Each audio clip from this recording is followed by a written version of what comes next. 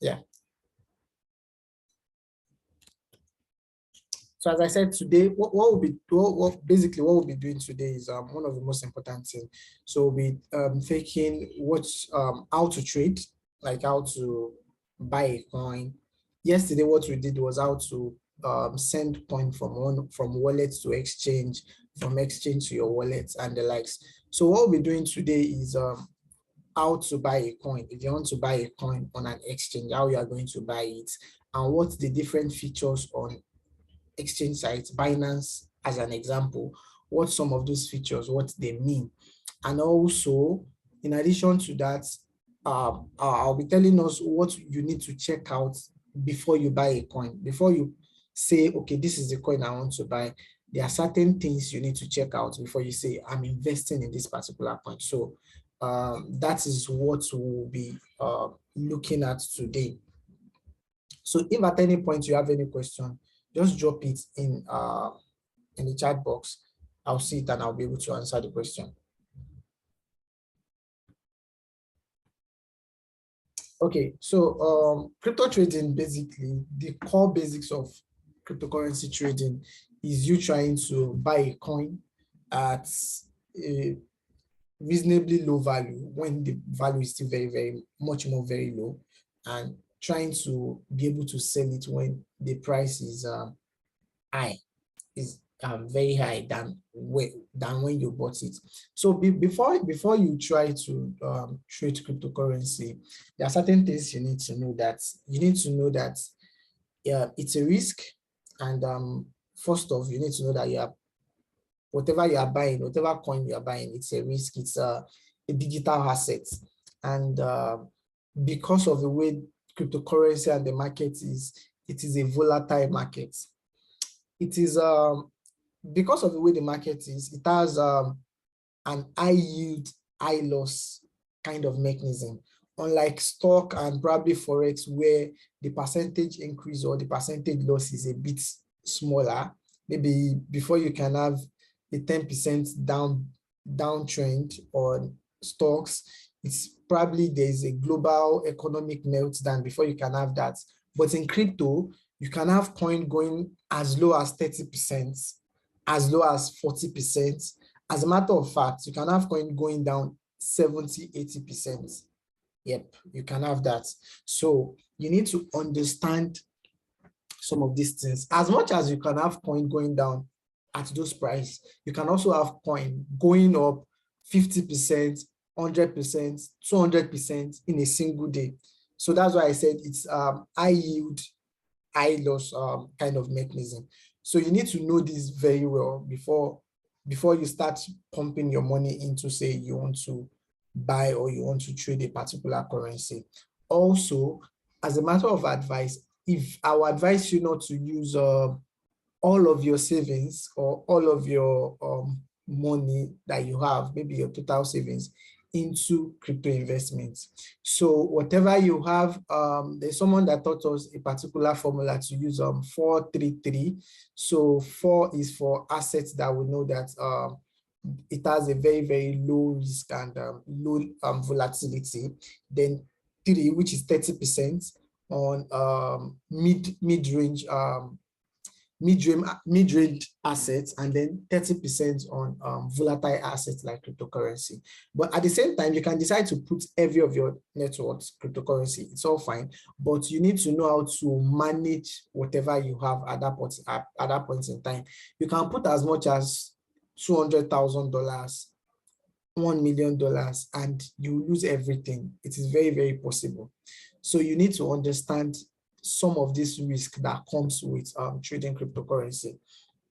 Also, as I said in previous class, I told us one of those things you need to look out for before you can call a particular coin, before you can say that this particular coin is a cryptocurrency. So last year, a lot of people were trading meme coin, shit coin, and some people were making money from it, right? But a lot of people ended up losing a lot of their money into meme coin. The reason is because a lot of those meme coin and shit coin were just created as cash grab, nothing more, nothing less.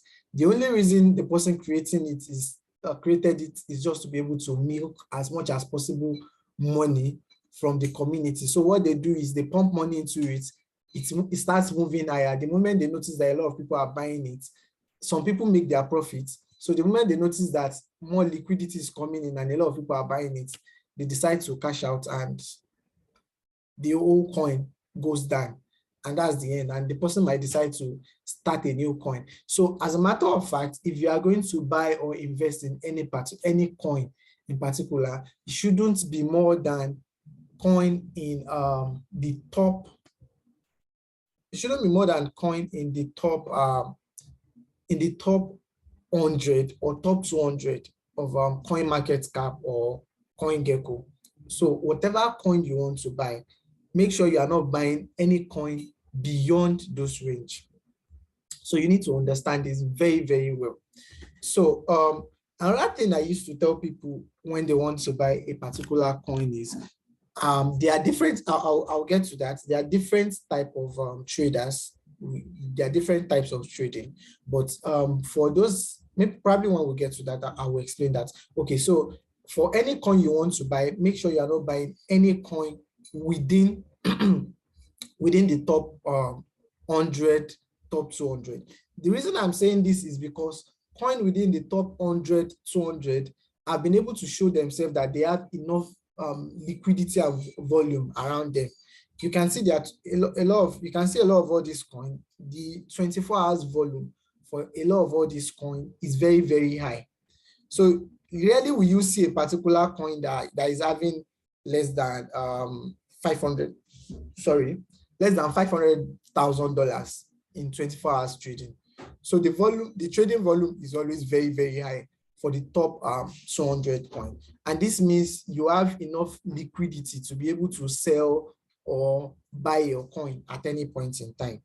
So you can see the top coin, you can see their 24 hours volume on some of these aggregators. So we need to know that. Also, you need to know that, let me check my slide. Also, there's a particular coin called set of coin called stable coin. So a stable coin is made to have almost same value as the United States dollars or the particular coin it is pegged against. So stable coin are coin pegged against a particular fiat currency.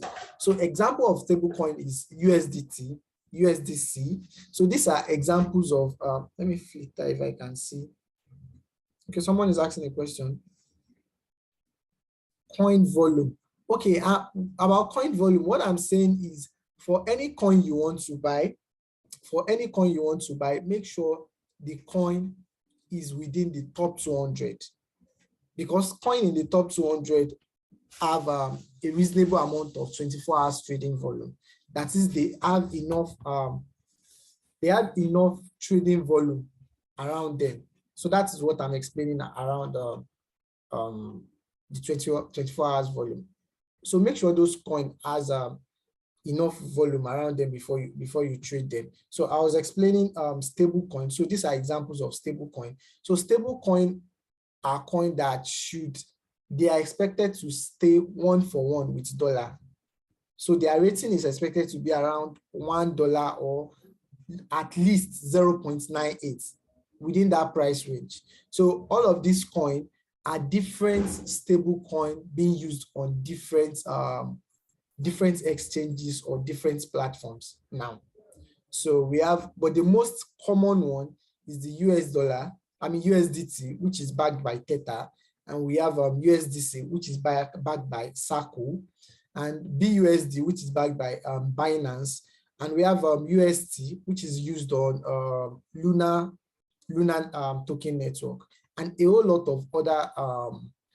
of other stable coin. We have Tether Gold. This Tether Gold, as I explained the other time, every stable coin should be pegged. Every stable coin is pegged against whichever value it is being pegged against, 1-for-1. So this Tether Gold is the digital decentralized gold now. It's not the usual gold. So it has the same price as the gold on Forex markets, which is 1,841. So this particular Tether Gold is pegged against gold. Euro theta is pegged against euro. So 1 euro to $1 is $1.13. So these are examples of stable coin, and they are expected to stay one for one with the currency they are pegged against.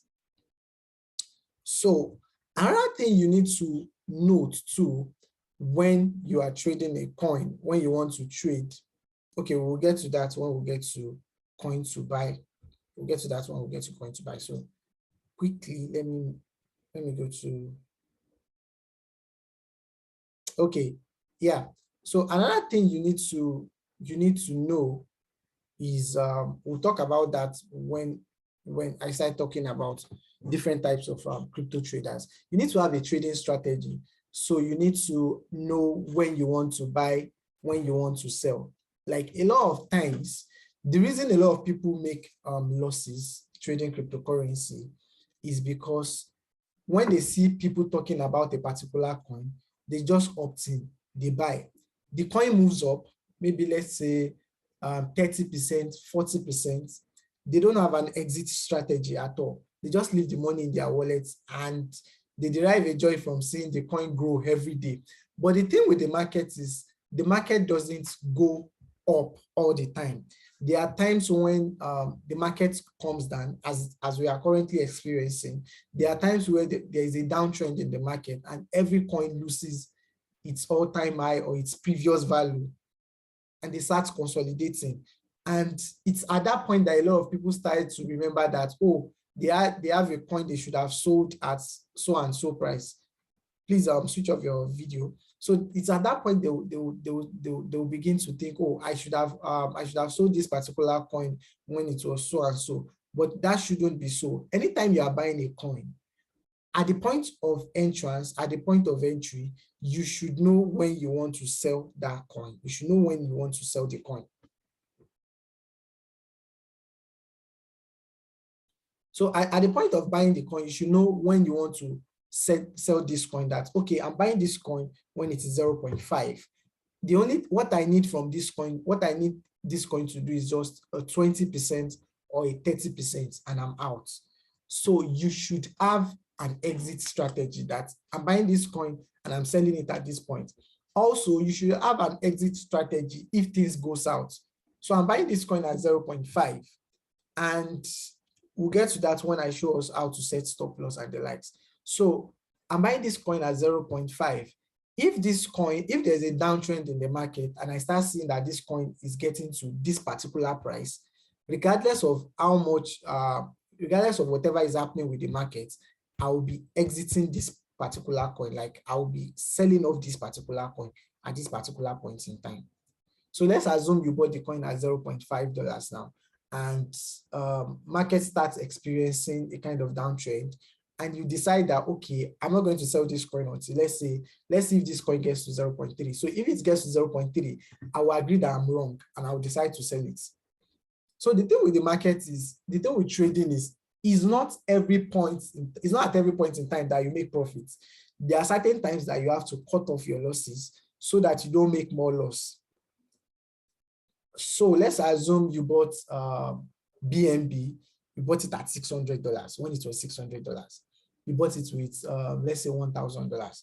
So you need to have a strategy that the highest I can lose from this $1,000 if things go south is $100.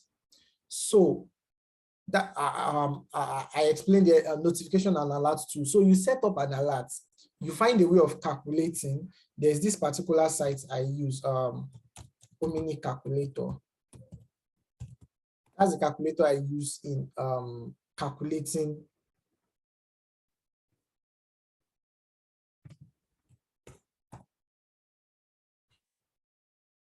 Okay.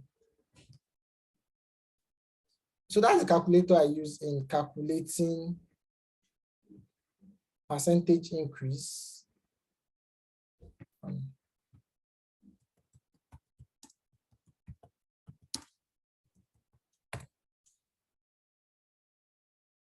Yep. So this is the calculator I use in calculating percentage increase. Or so let's say I bought it at initial value $600. Let's say if I want to sell it I want to sell it immediately, I can gain 30%. So I set an alert. Immediately the price reaches 780, I have an alert. Now I can now decide to sell, or I can decide to see what happens, right? But I know that at this 30%, this is where I'm going. The same thing with if it is a loss. So immediately it's getting to, let's say, the highest I want to lose is at 10%. So immediately it's getting to minus 10%. So that is immediately it's getting to 540. I'm selling off immediately, regardless of what is happening with the market at that point in time. So you need to have a strategy. You need to have when you want to buy, when you want to sell off in case there is any problem with the market at that point in time. So you need to have an exit strategy. Okay, exit strategy also adds to the risk and reward. So you need to know the risk and reward of, okay, well, so what are the risks I'm taking with this particular coin if I'm buying it at this particular level? So with the risk and reward is when you check the support and resistance zone to see how far it can go if there's an uptrend, and how low it can go if there's a downtrend. I will show us by the time we start checking on charts on exchange sites. So another tool, stop loss is a tool, stop loss and OCO. So stop loss is an automated tool for you to sell off or take profits at any point in time in the market. So let's assume you bought a coin now, and you might not be awake during the midnight, maybe when there's a downtrend or when the price falls.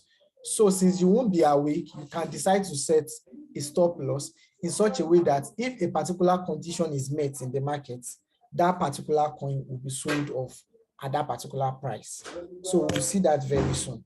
Also, you need to be able to use all these notification and alert tools. So what these notification and alert tools help with is it help you with knowing when the price of a coin reaches a particular value. So let's say you want to know when Bitcoin drops to, let's say, $40,000, or you want to know when it pumps to $45,000. So you set up all those alerts.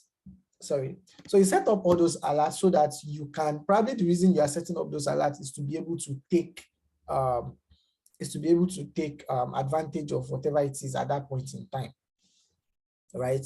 So you need to have as much as possible notification and alerts to know when price reaches certain ranges, so that you won't have a particular coin that you bought and you probably won't even remember that you have that particular coin on an exchange and the market is already falling because you've not been checking the market at all. So also, you need to know how to do a dollar cost average. So that is for long-term traders. So if you are planning to hold a particular coin for long term, you need to know how to use dollar cost average mechanism or system now to be able to buy into the coin you want to buy. I will explain that when I'm explaining different strategies, different trading strategies now. So okay, so different trading strategies. We have different types of trading strategies. So there is the old trading strategy. They call it old, more like you holding on to something. So what it simply means is that you are buying this coin long term. So for long term, let's say you are not planning to sell it in 2, 3, or 4 years time. So that is the core reason you are buying that particular coin. Okay, before I move to this, I forgot to explain. So before trading any coin or before buying any coin at any point in time, make sure you know that coin very well. Like you know what is happening with that coin at that particular point in time. That is why I said, I think there was a point I explained about you checking out the white paper of a coin. Okay, so there are certain coins that there is a release, like they have, because when a coin is about to start, they gather money through maybe funding from VCs, from venture capitals. So when they gather money from venture capitals, they give those people a certain percent of the coin to hold. So they tell them that their own percent of the coin is locked and they can only get a particular percent, maybe 10% of it every year. So a lot of times people buy a coin when it is high and they start seeing it dumping and don't know the core reason why that particular coin is dumping. And they would think probably they are buying the dip at that point in time. And that particular coin ends up dumping more than it is dumping at that point in time. The core reason why it might be dumping at that time is because there's probably a founder's unlock. So for example, Solana, for example, has a token unlock for founders every January 7. So every January 7, the founder, the first venture capital that invested in Solana ecosystem will be getting token release, maybe a certain percent every January 7. So if you check the charts, you see that there had been a downtrend on Solana, especially from that point in time, because immediately the founder received their coin. As at last year, Solana was $3, and right now Solana is $100 and something, like 100 and I think $130 something. So if you are the founder and you just got a percentage of your coin released, it is very wise for you at that point in time to sell it off. So this selling off might cause a little dump in the market or more, depending on how much token is unlocked at that particular point in time. And you might not know, and you might be buying at the point when they just released the token, the unlock at that point in time. So for some coin, their token unlock is weekly. For some coin, their token unlock is monthly or yearly or quarterly. So you need to find out and know about that particular coin before you start trading that coin. So another thing about trading strategy you need to know is this is for probably day traders, people that are day trading. I will explain that too. You need to know what point in the market. So I used to tell people, if you want to buy a coin, maybe you're a day trader and you want to buy a coin, what you should do is you don't need to buy every coin. Just select 2 or 3 coins with very good volume. Check their charts, like check their hourly charts every day. Notice what happens at a particular hour, maybe at 12, you write what happened. At 1 p.m., you write what happened. Like at every point in time, document what happened about that particular coin. Do that for a week. You'll be able to notice a pattern of pump and dump of that particular coin. So I will still explain that further by the time we start getting into cryptocurrency trading. So there are different trading strategies. So we have the old, where you are planning to hold the coin for 3, 4, 5 years. You are not planning to sell immediately. So if you are this kind of trader that is planning to hold a particular coin, so for you to hold a particular coin, you need to do a lot of research about that coin, to know what the coin is, to know their utility, and to know what you'll be gaining, or the possibility of what the potential of what might happen if you are holding the coin in that amount of years. So for long-term holders, you don't actually need to check the chart, what is happening. You don't actually need to care about what is happening to Bitcoin at a particular point in time. The only thing you just care about is, so that particular coin, the only thing you'll be looking out for is when the particular coin dumps, so that you'll be able to buy more. So for long-term holders, there's a strategy I always advise them to do, which is dollar cost averaging. So dollar cost averaging is a strategy whereby, let's assume you have $1,000 and you want to use $1,000 to buy a particular coin right now. So instead of buying the coin with $1,000 straight up right now, what you do is you split the money, let's say into 5, and you decide that, okay, instead of buying this coin, $1,000, I'll buy $200 right now, so that if the coin starts moving, I won't miss out. So I might now decide to space it maybe after, let's say after a month, or after like a week or 2 weeks, I might decide to buy the next $200. Or I might decide to do it a monthly thing or weekly thing. It depends on how frequent you want to buy the coin. You can decide to be buying the coin, let's say every day. You can decide that, okay, this particular coin, regardless of what the price is, I'll be buying $5 of this coin every day. So you don't care what the price is at that point in time. You just come into the market, you buy your $5. You wait till the next day, you buy your $5.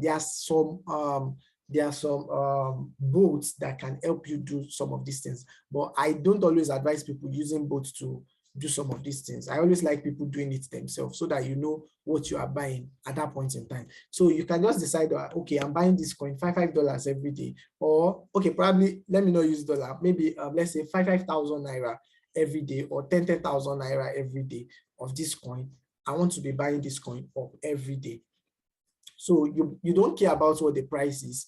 It might be weekly, this amount every week. You don't care what the price of that coin is at that point in time. The only thing you care about is increasing the volume of that coin you have, because you know that that particular coin has a lot of potential. It's just like probably someone buying into BNB when BNB was still $8, or when BNB was still $20 as at last year.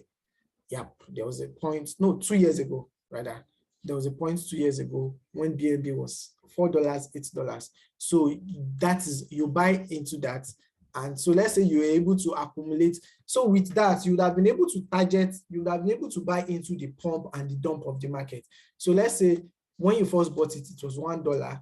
The next time you bought it, probably it was $1.5. So the next time you place a bid, it was when it was maybe the market dumped at that point in time, you're able to buy it at 0.8. The next time you bought is, let's say, $1 again. But at the end of the day, you will have been able to average buy that particular coin instead of buying it once when you see it. Because a lot of times when you buy that coin, there's a possibility that it will dump, like maybe in few days or few weeks time after that time, because you don't know what particular stage the coin is at that point in time. So I always advise long-term traders or long-time holders, anybody who is planning to have it planning to hold this coin for long time frame, to use dollar cost average in buying those coins. So that is the old strategy. Another strategy is position trading. So you, as a position trader, what you do is you just buy with the aim of selling, let's say in a month or two, or within that particular year. You don't have plans to hold it for a very, very long year. Your plan might just be probably to hold it from January to December and see how it goes, or to hold it within a particular quarter and see how it goes. So those are our position trader. So for position trader too, you can also use the dollar cost average. The only difference now is that the range of time you will use in dollar cost averaging will be a little bit lesser than for someone who is planning to hold for years, for 3, 4, 5 years. So another type of trading strategy is swing trading. So this is a short-term trading. So you're only planning to buy this coin. So let's assume now that the market is down. A lot of coins now are already down by, let's say, 20, 25%. So your plan is, what your plan is as a swing trader is to buy coin anytime the market is down 25, 30, 40%. That is what you are looking out for. So anytime you see that the market is down 25%, and a lot of times this always happens in the space of at least in 2 months, in 2 to 3 months, there's a possibility of the market dumping 15 to 20%. So I always advise people, when you see a particular coin already pumping, maybe it's already at 40, 50, 60%, don't bother chasing after that particular coin. You don't need it. Just wait for when there is a downtrend in the market. Make sure you have enough money. Buy into it when there's fear in the market, and when the market is down 30, 40%. And as I said the other time, have a strategy. Immediately you see that the market is already coming up and whatever you buy is already yielding a 30, 40%, or is balancing up with its previous price before the dump started. Sell a certain percent out of it, and you can decide to leave the rest to move, or you can decide to sell everything and again wait for when there is pump. Before you know it, within the space of 6 months, in the space of 6 months, 1 year, you will have been able to actualize an ROI of something around 100 to 200%, or even more, depending on how you're able to target the market. So as a swing trader, your plan is just to buy it and hold it for certain days or few weeks, and then you sell off. So you buy when it dumps and you sell off into pump. So that is your only goal as a swing trader. So as a day trader, what you plan to do is You plan to buy the coin today and sell it today. So a lot of times, day traders are always people that do futures trading. So that is a kind of trading whereby you have a leverage and there is liquidation. I'll explain that by the time we start. The practical proper. So as a day trader, what you are looking out for is, because you are using a leverage, so you can be using a leverage of 10 times 10 or times 20, depending on what you are looking out for now. So let's say you are using times 10 or 20 now. So what you are looking out for is just for the coin to pump 3%. So if the coin pumps 3%, because you are using a times 10 leverage, you have 30%. But at the same time, you have to understand that there is a risk, because you are using the leverage of times 10. If the market falls 30%, you'll be at a loss of 30% instead of the usual 3%. So when the normal spot trader is having a 3% loss, you'll be at a loss of 30%. So you need to, that is why, regardless of the trade of the options you are trying to select, you need to have a strategy. You need to know that, okay, it is at this point I want to exit the market. It's at this point I want to take my profits. It's at this point, regardless of what the loss is, I will go away and just look away from the market. So as a day trader, what you are looking out for is just to buy the coin within the day and be able to sell it off at a reasonable profit before the end of the day. It is it has a lot of risk compared to others, because when you compare it with others, you still have a lot of days to be able to make up decisions. But as a day trader, you've made up your mind to make your decision that particular day. So if the market is going against you, you just sell off your coin at that point in time and look away.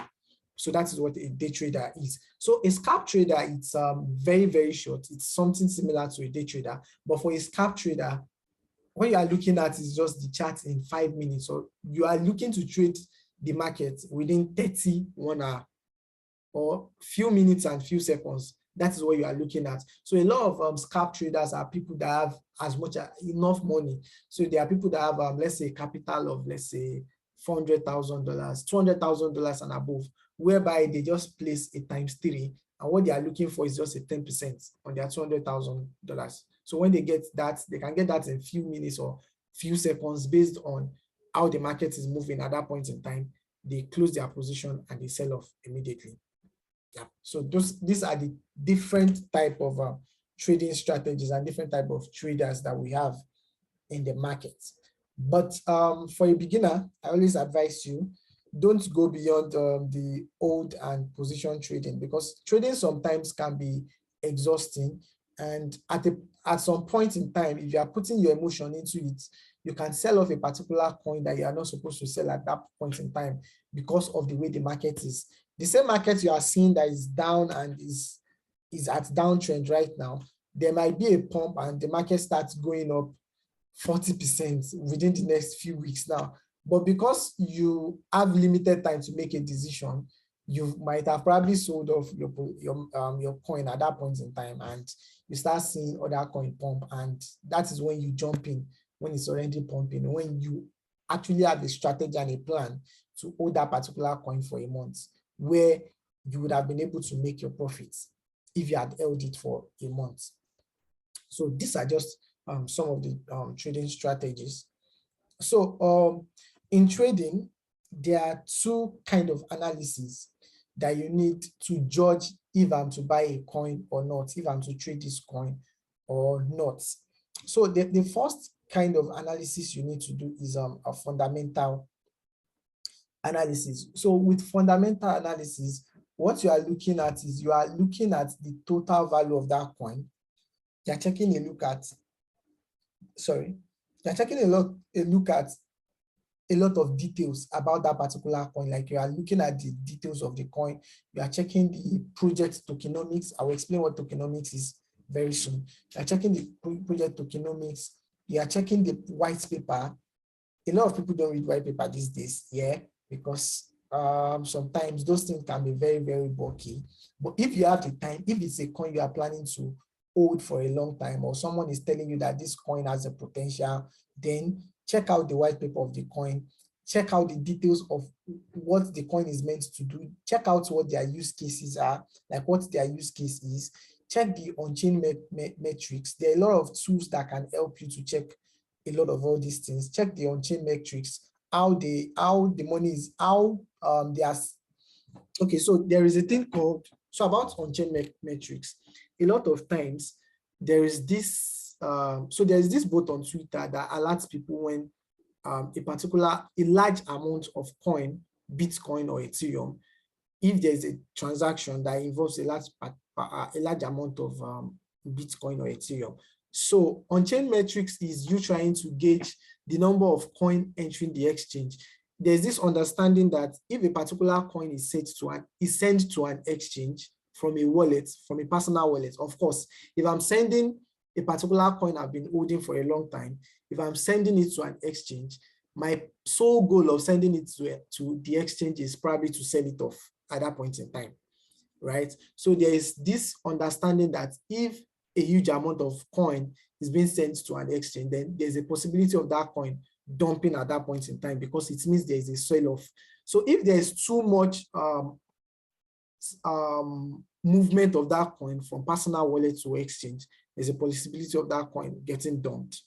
So the same way, if there is a large outflow, although this is not a very, very good metric to check, but it's one of those things you can add up to check. So there's no one size fits all details to check the fundamentals. You need to be able to check out everything about that particular coin. You need to be able to check out everything about that particular coin. You need to check the team credibility. Who are the team members? Who are the founders? What project have they launched before? Are they faceless? Are they anonymous, or they have their face opened, like everybody knows them? You can see their picture and you know them.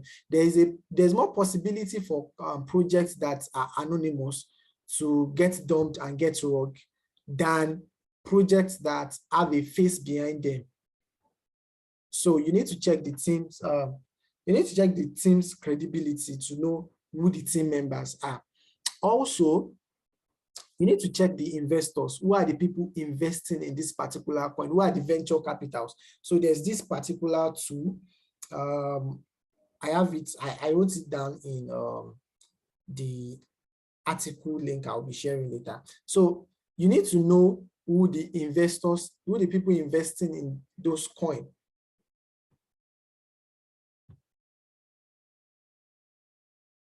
Okay, this is a link to check the top 80 venture capital in crypto. So you need to check what other projects, what success that those particular investors have had with previous coin that they've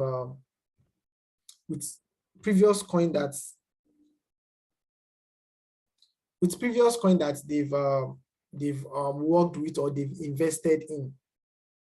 So these are some of the okay, let me share this link. Let me share. Come in.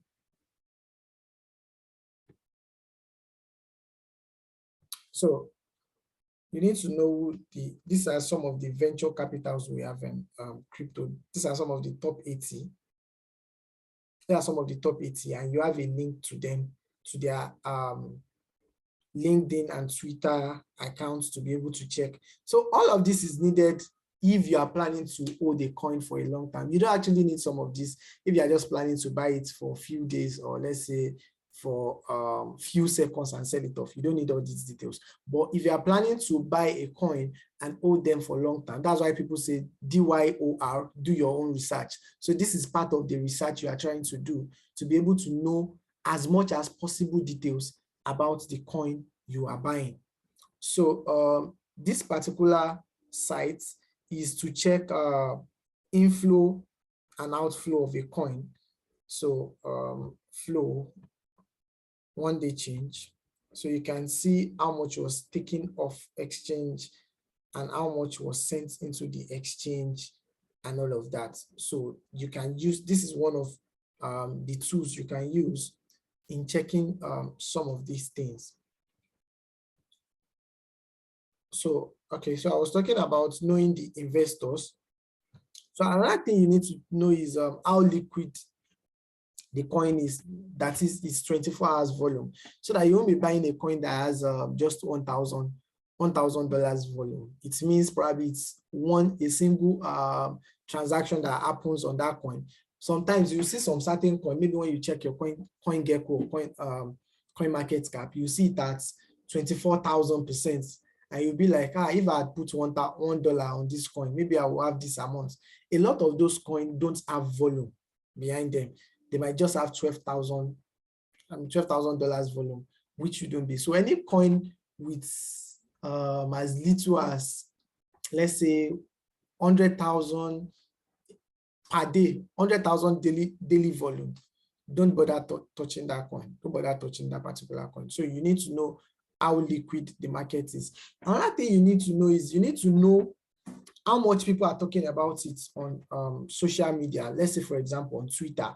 So on Twitter, this is one way to know about to know everything people are saying about a particular coin. So go to Twitter, and so for whichever coin you want to search, so let's say I want to search BNB now, put a $sign and put BNB. So it is going to show every tweet that has the BNB tag with it. You are going to see every tweet that has the BNB tag. Anyone that is relevant, you'll be able to read and understand and know what people are saying about their particular coin. There is also this site that helps with doing that research. They call them Lunar Crush.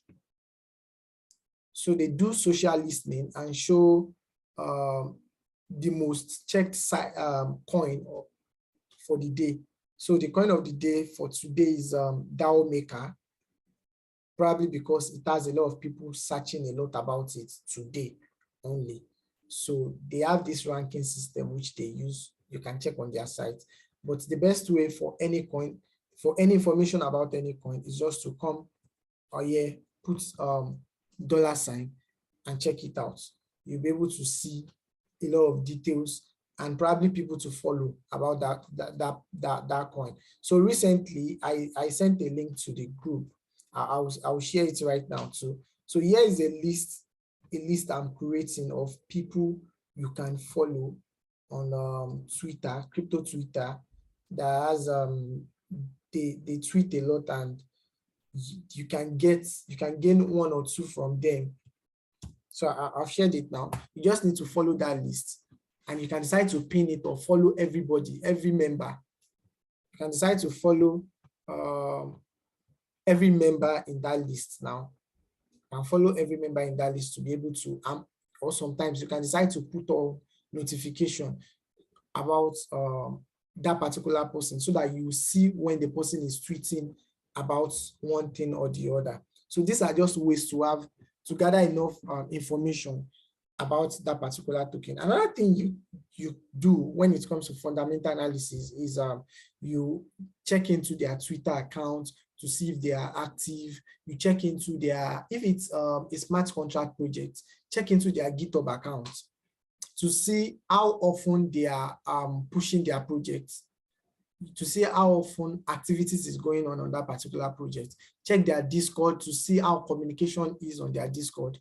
Maybe it's not just bots that is on the Discord, or there's no communication or interaction at all. Check that Telegram. A lot of times the social media crypto guys crypto projects uses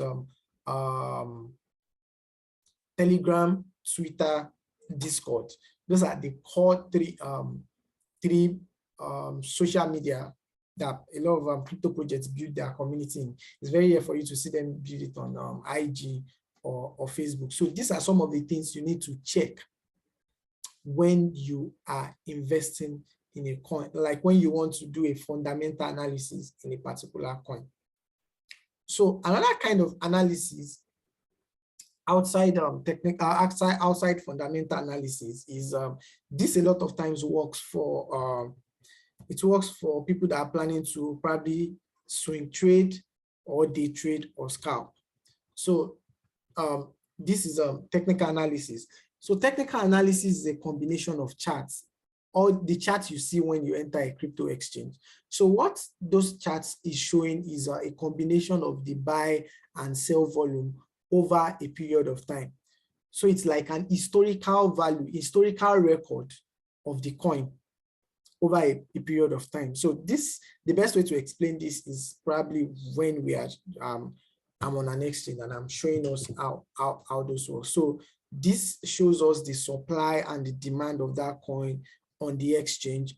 It shows us a lot of different little details we can check about that coin. So when you want to buy a coin, let's say when you want to day trade a coin, or you just want to swing trade a coin, it's always for day traders and the likes, what they need a lot of times is the technical analysis behind that particular coin. Also for fundamental analysis, I forget to add this, you need to check if there is any news upcoming that can probably push that particular coin. So a lot of times, let's say if there's a partnership, like when there was the Metaverse boom in December, I mean last year, the last quarter of last year, what started that boom last year was because Facebook announced that it is changing its name from Facebook to Meta, and a lot of coins that are under the category Metaverse, a lot of them had huge increase. Some had something around 400% increase in the space of 1 month. So you need to check a news around that particular coin. What is happening with that coin? So when you check the news around the coin, you'll be able to know what is happening with the coin. Another thing is when you want to buy a coin, when you want to use the fundamentals to buy a coin, you can also check coin in similar categories, how they are performing. So there's a possibility that if a coin in a particular category, so let's say the category is, let's say coin under Avalanche ecosystem. Now, let's say Avalanche is AVAX chain now. So let's say a particular coin in AVAX chain is booming. There's a possibility that every other coin in that particular ecosystem also will be increasing at that particular point in time. So it can be probably coin in the gaming sector now. Let's say gaming coin. So you check, let's say GameFi or play to earn. So you select game, and then you see a lot of them have almost similar pattern. Even when they dump with almost the same percent. When they increase with almost the same percent. So you check to see how that particular coin, how other coin in that particular category, how they are doing. So let me explain tokenomics of a coin. So tokenomics of a coin simply means the token economy of that coin. That's the basic explanation for tokenomics of a coin. So I'll pick a coin now and we'll explain the basic economy of that coin. So let's pick Polygon. So Polygon is Matic. I think they have Indian founders. So when you select the token economy of a coin, one of those things you check out is you check out the price. What's the price at this point in time? The price of Polygon is $2.01, and this is the 24 hours trading volume. In the last 24 hours, over all exchanges, there has been $1.1 billion trade on Matic alone. So another thing you need to check is the total value locked. So the total value locked is the total amount that is on that ecosystem right now. Polygon is a smart contract coin. It's a smart contract coin. Smart contract coin are coin that you can develop on their ecosystem. So example of smart contract coin are Ethereum, Polygon, Phantom, Solana. So the reason a lot of these smart contract coin are always of high value is because these are the coins that are being used in the ecosystem. So if you want to buy another coin in the ecosystem, you will need this particular coin to be able to swap or convert that coin. So we'll get to that probably when we are checking out decentralized finance. So total value locked is the total amount that is currently locked on that particular ecosystem. So on Polygon ecosystem right now, we have $12 billion dollars being locked currently on that particular ecosystem. So another thing which is very, very important, you need to check about a particular coin is this: the maximum supply, the total supply, and the circulating supply. So this is how it works. The maximum supply is the total amount of that coin that can ever be minted or that can be readily available at any point in time. So the maximum supply of Polygon right now, I mean the maximum supply of Polygon that can ever be available is 10 billion Polygon. It cannot be more, it cannot be less. So that's the total mineable, possible mineable coin on Matic, of Matic rather. Now the total supply is the total supply at that particular point in time. So for example, Bitcoin. So let me use Bitcoin as an example. No, by TVL, TVL is not the total running cost. TVL is total amount. So when we get to decentralized finance, we understand this better. So the total amount is just like the total amount being put into the company, more like that. So the total amount in the smart contract at that particular point in time. I hope you got this. The total amount of that smart contract at that particular point in time. So that's the total value logged. So it's not the running cost of the ecosystem. It's the total amount that is being logged in the ecosystem at that point in time.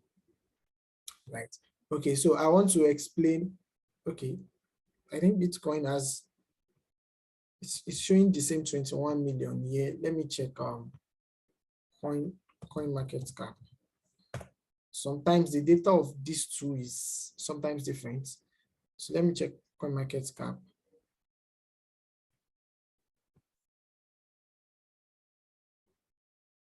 Bitcoin.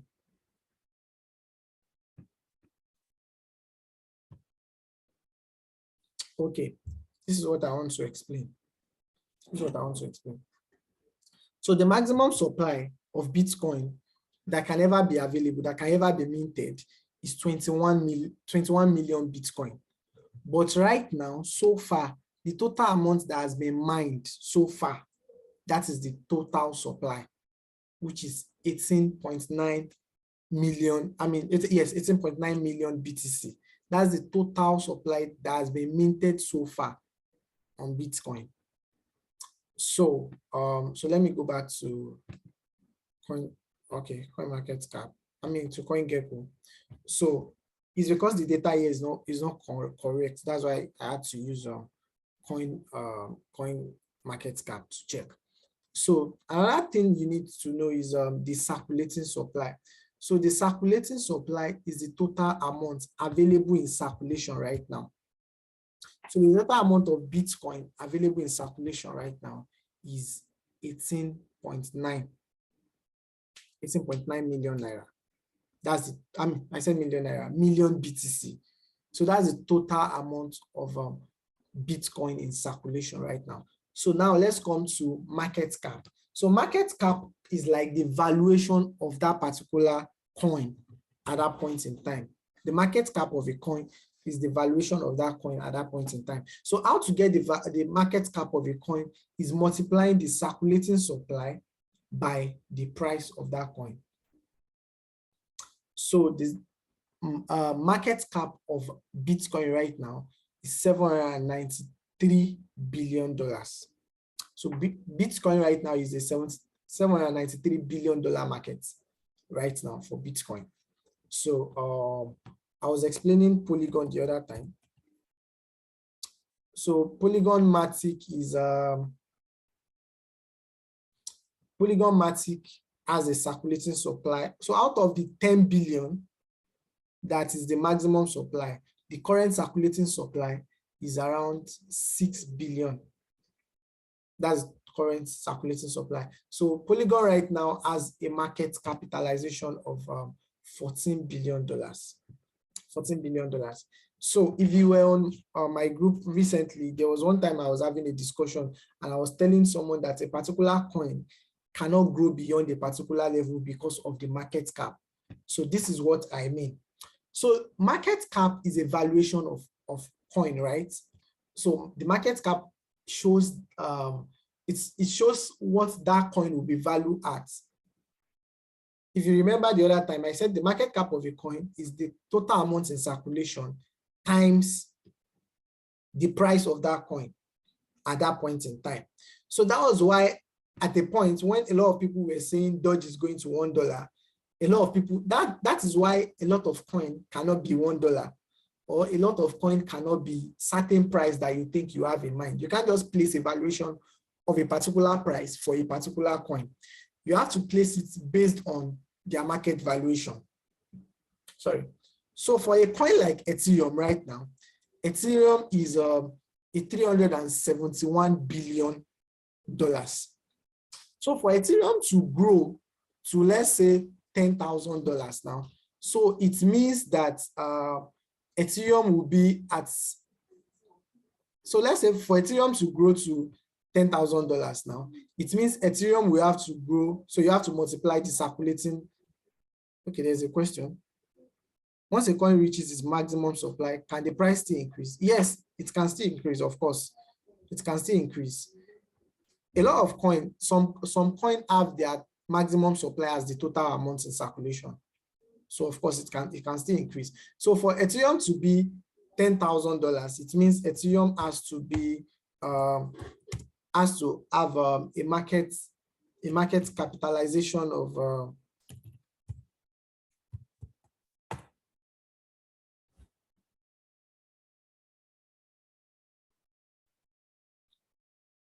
so it has to have a market capitalization of, how much is this? This is like close to $1 trillion for Ethereum to reach that kind of amount. While Bitcoin itself, which is the topmost coin, has not even reached that market valuation right now. So you can't say that Ethereum will reach $10,000 in few days or in few weeks if Bitcoin itself, which happens to be the chief coin as at this point, doesn't have that kind of market capitalization. So you use market capitalization to gauge a particular coin, how well they can do. So for a coin like Doge now, for Doge to be a $1 coin now, right now, so Doge has a circulating supply of $132 billion. I mean, $132 billion Dogecoin. So for Doge to be $1 right now, it means Doge has to have a market cap of $132 billion.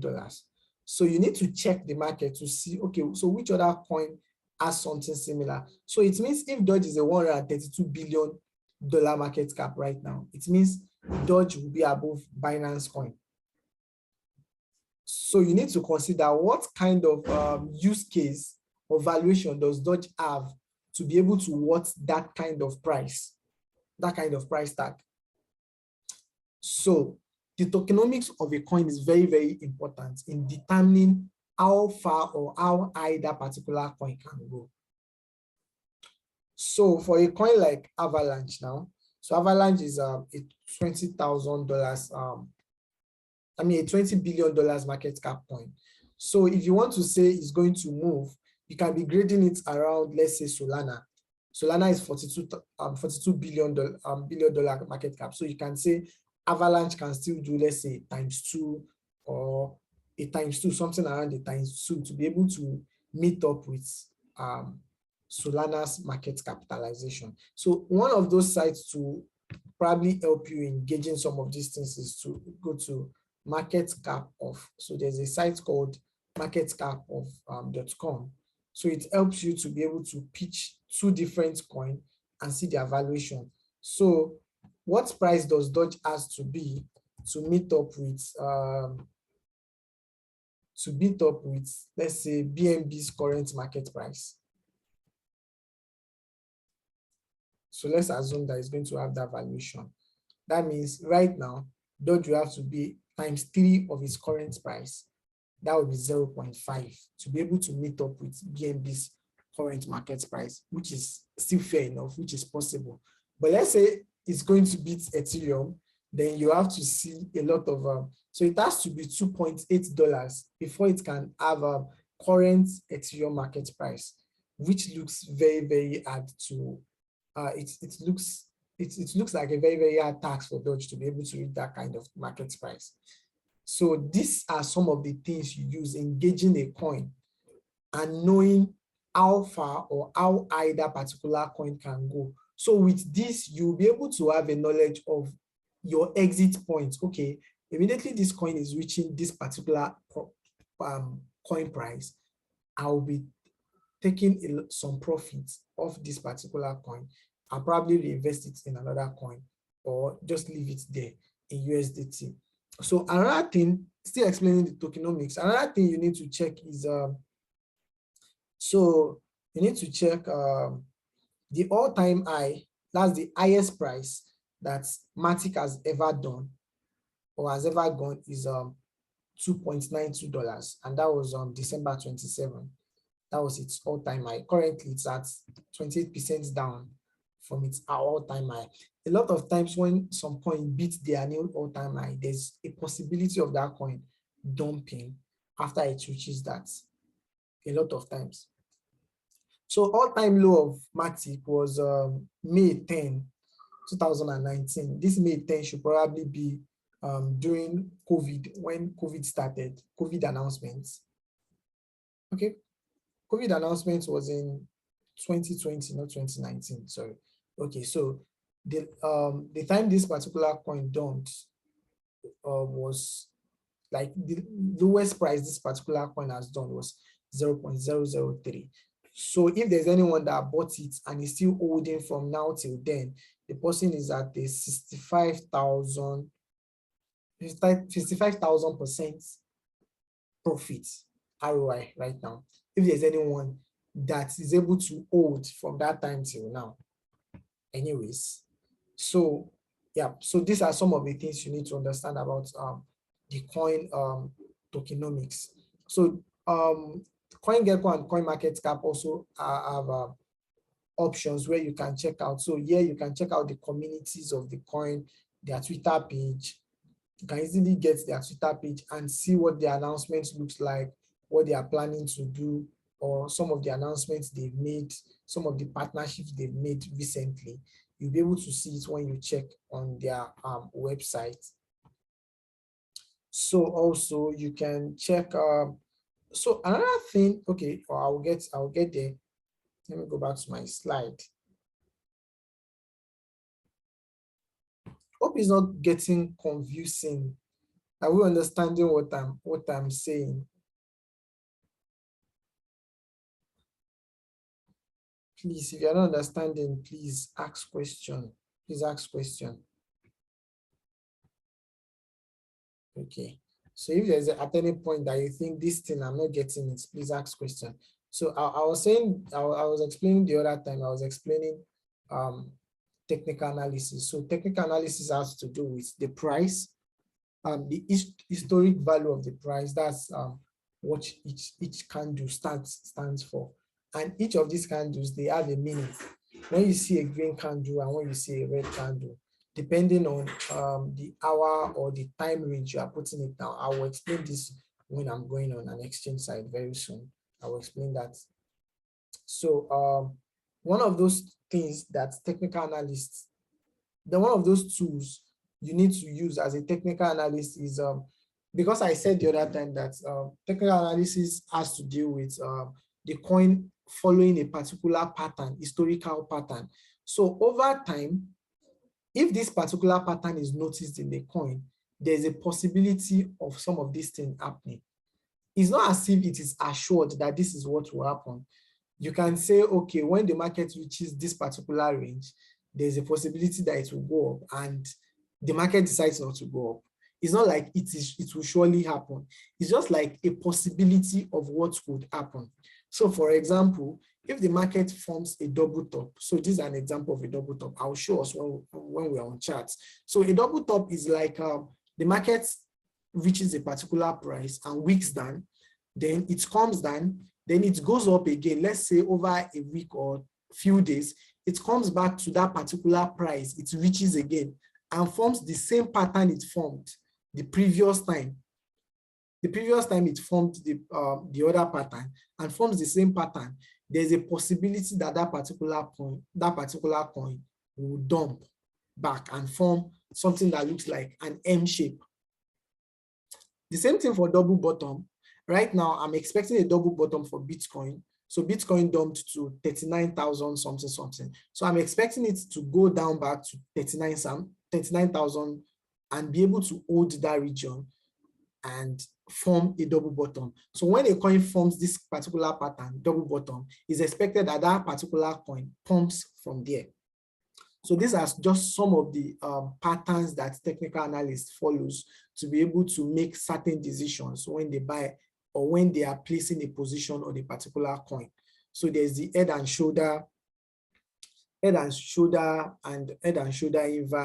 rising wedge, and all the likes. You don't have to concern yourself with all of this if you are not a day trader. But if you're a day trader, then you need to know some of these things. I won't say all of them because a lot of them, they fail a lot of times. A whole lot of times. They fail a lot of times. The best strategy you can actually use is knowing what happens with a particular coin and what happens at a particular point in the market. Like for example, during the last week, before the last Friday of every month, there's a possibility of the market always dumping. That is because there is something called option expiry. There's an option expiry contract that always happens on the last Friday of every month. So that is why you always see a lot of times, if you are a monthly trader, let's assume you're able to buy up when the market dumps and you're planning to sell it off when the market has pumped a lot. The moment we are reaching to the last Friday, towards the last week, that's the last Friday of the month, you sell off. You see a lot of investors, a lot of day traders now, or short-term traders, you see them selling off because they know that there's a possibility of the market dumping during that week. So any dump that happens during that week, they buy it up and then they stock up again. Another thing you need to know is that weekend price actions are always calm because a lot of times it is bots, like built-to-boat machine that trades the market on weekends. A lot of times, a lot of people pull off money during weekends, like Friday, because the traditional stock market opens and closes during the week. It's just a Monday to Friday thing. So it's expected that, but because cryptocurrency is an all-time trading thing, like there's no stop. A lot of times, anytime we are entering into the weekend, the market price during the weekend might not be the actual market price. Right now, the recent pattern that has been happening is that during Saturday and Sunday, the market goes up a bit, and every value that has gone up a bit during the weekend, by the time you come back on Monday or Tuesday, it will have lost all those values. So if you're a day trader, these are some of the information you need to get to know some of. Another thing is probably that the market dumps at the daily open. So the daily open is at GTM +1. That's at 1 a.m. in the morning. So there's a possibility of the market dumping at around 1 a.m. And that is the time that the Asian market opens, around 1 a.m. So if you're a day trader, it's an opportunity for you to probably open a short against when the market will open in the midnight. All of this information is for day traders anyway. So I'll explain some of this by the time I start explaining sports and futures market trading.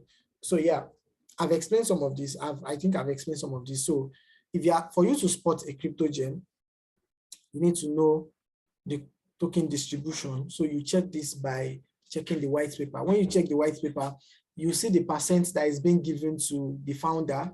You see the percent that is being given out as airdrop. You see the percent that is being locked up that will probably be unlocked over a particular period of time, and every other details you need to know. Also, you need to know the supply, how concentrated it is. So let's say, for example, a coin that's probably the founder, the owner of the coin, it has like the founder of the coin has like 40% of the coin in their wallets, in their wallet address. That particular kind of coin is a no-no, is a coin you shouldn't go near, because the moment the holder decides to sell off, he might decide to sell 40%. So imagine selling off 40% of a particular coin. You know how much dump that will be.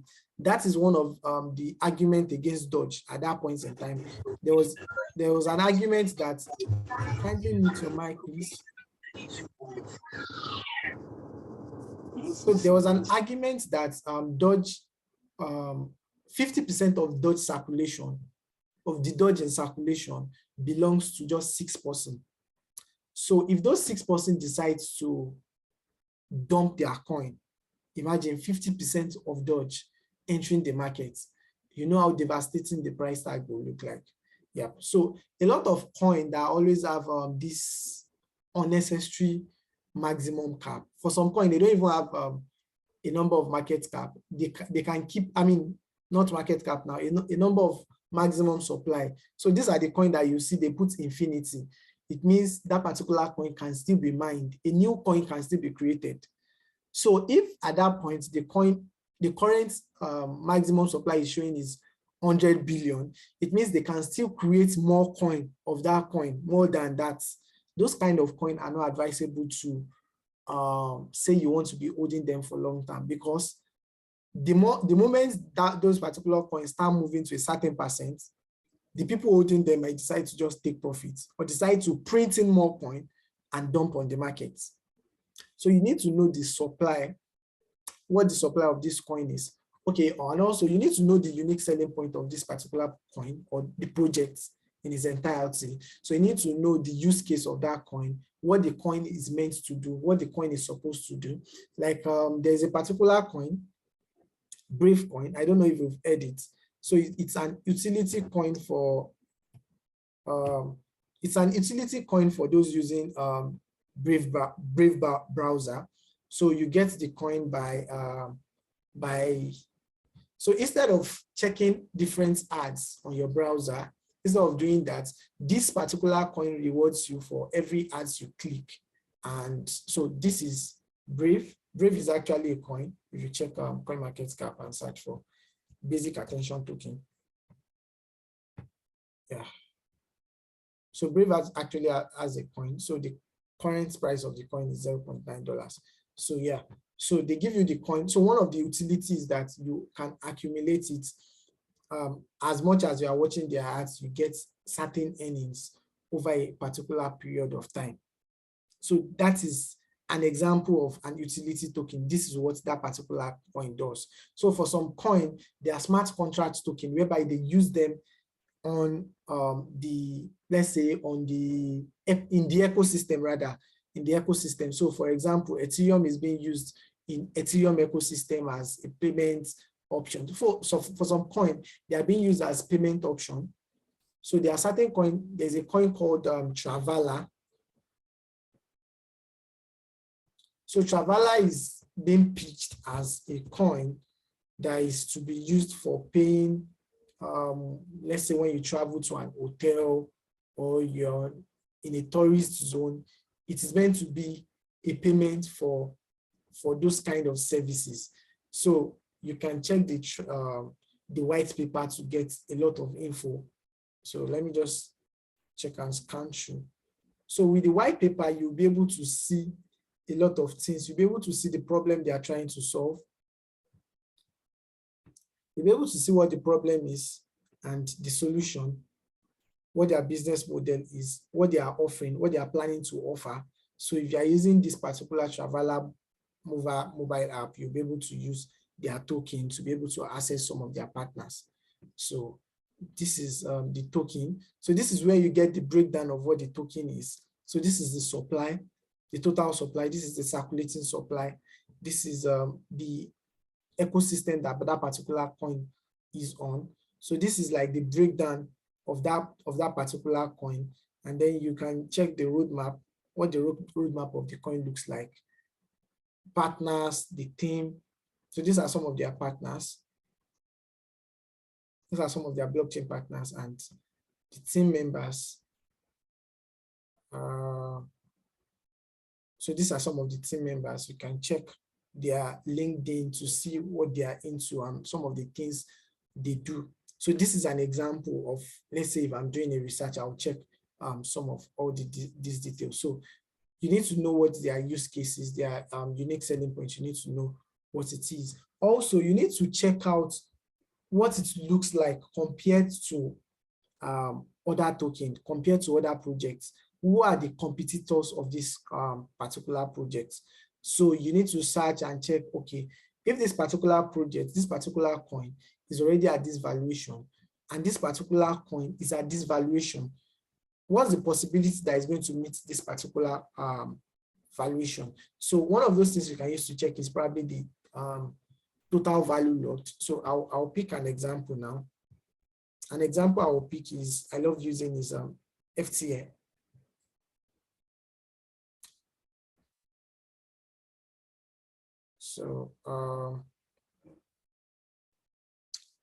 So DeFi Llama is an aggregator that aggregates some of this, all these basic information you need to know about chains and coin.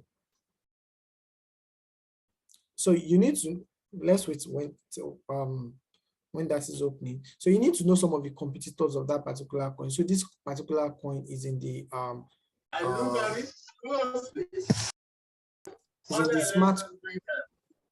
smart contract option now.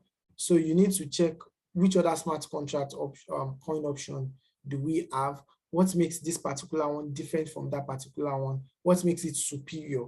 So these are some of the things you need to check out when you are spotting a particular coin. Yeah, you need to check who is working on the project. I said that the other time, the team, what is their track record and the likes. So another thing you need to check out is, what's the community like the community members. You check their Telegram, you check their Twitter page, you check everything they've been into. What are they doing in particular? What are they talking about in the community? And then you check out who the investors are. So this will be able to stand as a baseline of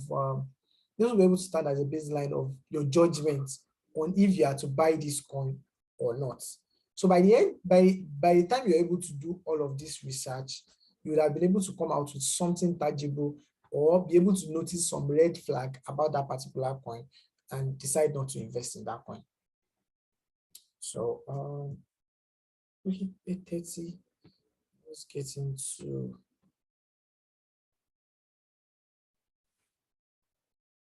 Okay, yes, I'll give that. A lot of them will be in. I'll share this link now. A lot of them will be in this crypto class. I'm sharing this link now. I have a lot of this link inside this particular article. So this article is an article I try to get from other crypto articles that have already been written. I just try to mark them down to fit into some of those things we need in this class. So I'll share them in this chat. So yeah. So okay, I should explain on option expiry. So option expiry has to deal with certain contracts, certain crypto or blockchain contracts that gets to expire. So a lot of times there are certain people that are probably at the bet of a particular coin closing at this particular price. So every end of the month, every month, let me just search that option expiry from crypto option expiry. So every month, every last Friday of every month, there is always an option expiry. There's always an option expiry every last Friday of every month. There are two that happens every last Friday. So one happens at 8 a.m. and I think the other happens at I think 3 p.m. or 4 p.m. I can't get the particular time now. Okay, so what time does option expire in crypto?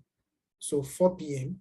This is one. There's one that expires 4 p.m. London time on the last Friday. So the contract expires every last Friday of the month. Last Friday of the month. So that is when that particular option expiry happens. A lot of times, if you check news blogs like Cointelegraph, they will show there might probably be a news about the next coin expiry and the maximum pin, or probably the price that the market is most likely going to get to when that expiry happens at that point in time. So that is basically what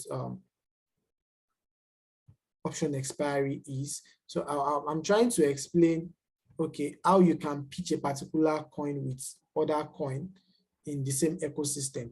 So these are smart contract coin.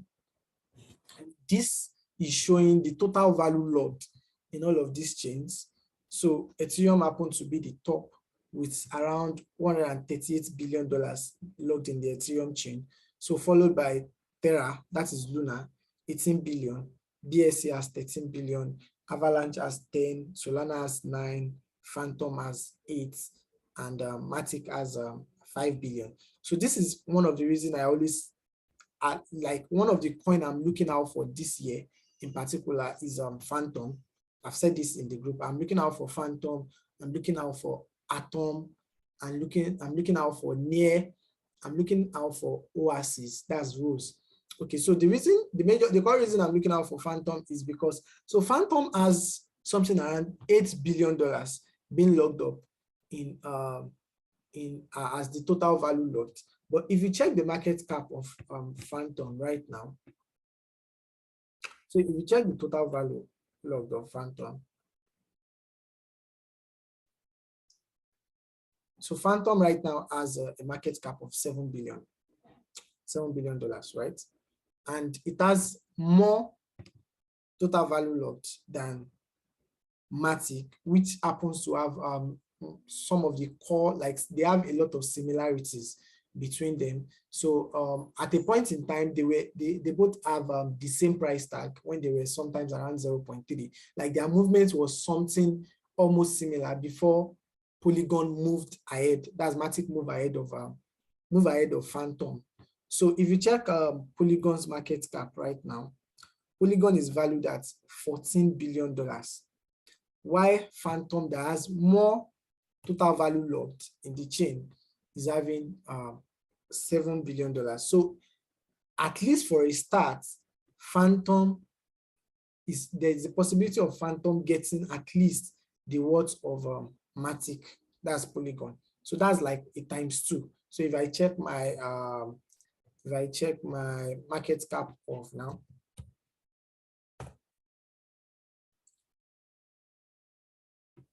Phantom,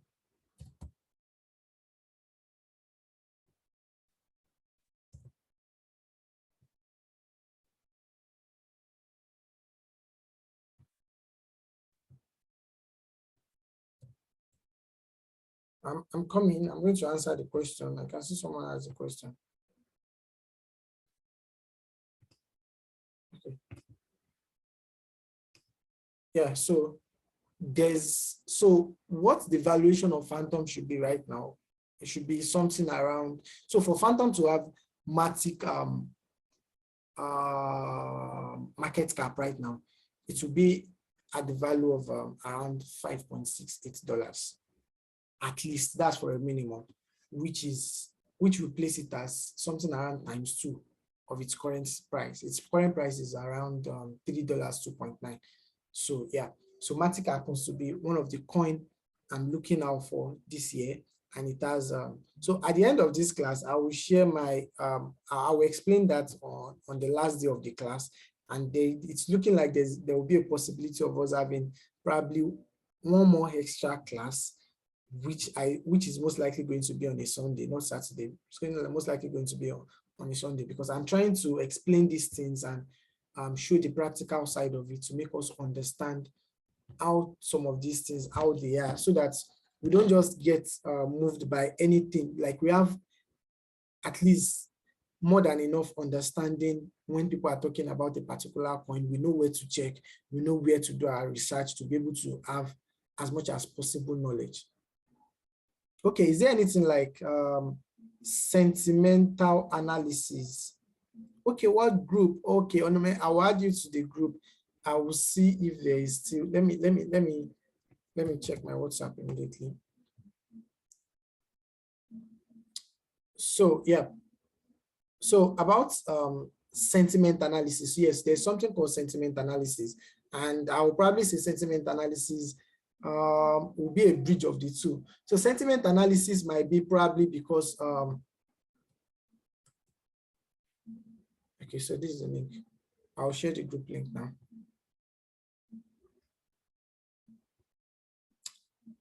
So sentiment analysis has to do with, sorry.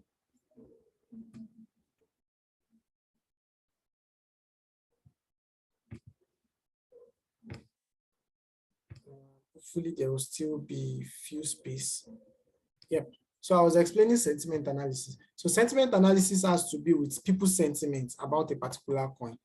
So you are judging the coin based on what someone is saying, maybe based on what you are saying on Twitter, what a particular person you respect, what is he or she's sentiment about that particular coin, what it is at that particular point in time.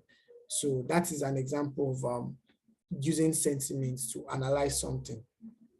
Or probably because right now the current move in the market, let's say for example, when there is a metaverse move in the market, and you don't actually need to do a lot of research before you invest, since you know that what is moving the market in the market right now is metaverse coin. That's when you see coin like Sand, coin like Mana, coin like CHR moving. So the moment you see that, what you just need to do at that particular point in time is to come and check category and just come and check coin in that category that have not moved at all. So you come and check coin in that category.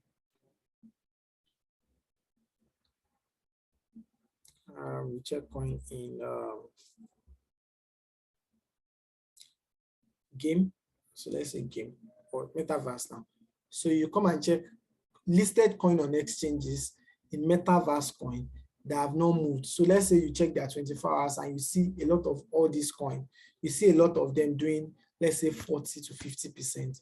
So based on sentiment at that point in time, it shows that where the money is going into is the money is going into metaverse coin. So what you just need to check is to check every other coin that is listed on reputable exchange, because there are some that are here that are not listed on reputable exchange. Okay. So you check on reputable exchange to see those coins, that have not moved, and then you use your sentiment based on sentiment to buy those coins, expecting that they will follow the move of the others too. Yeah, so someone asked what makes circulating supply different from total supply. So total supply is the total amount of the coin available at that point in time. Circulating supply is the total. So total supply is the total amount of the coin that is available in the smart contract. So when you mint a smart contract, like when you deploy a smart contract, you can yourself impute the maximum supply, the total amount of supply you want that particular coin to be at the point of deploying the contract, right? So circulating supply is the coin circulating at that point in time, the coin in circulation at that point in time.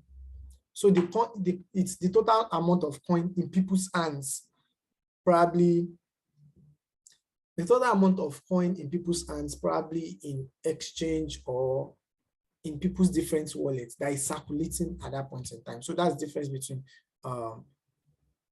circulating supply and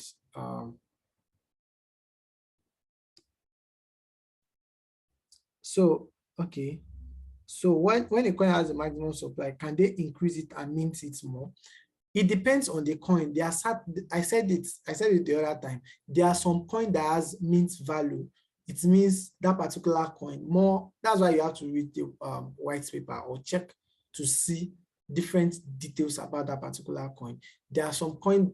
It's not every coin that has that. There are some coin that they has a mint function. So mint function allows them to be able to mint new token at any point in time. And sometimes if you are a kind of person that knows how to, if you are technical enough and know how to read smart contracts, you see some of these details in the smart contract where it states that there is a mint function in the smart contract. Okay.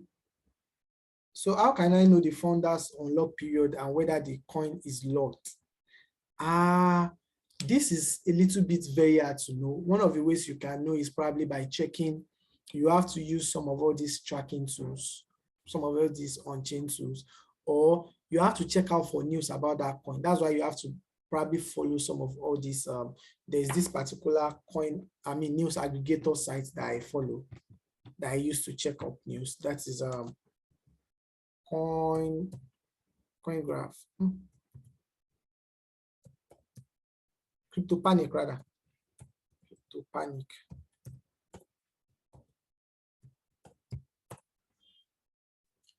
Okay, yeah, Crypto Panic. So this is like an aggregator for all news. Like every crypto news blog is here, and you can easily get the latest news, and you can just check this once every morning, or maybe late in the night, to be able to see the latest news or the latest trending news you need to know about at that point in time. And sometimes you see people on Twitter probably post those kind of things for founders unlock. Recently, there's a particular guy, he's a Nigerian guy, Groovy. He's part of the people I added to that list. Groovy, he shared, let me see if I can get it. He shared some coin that has founders unlock that will be coming up during this quarter.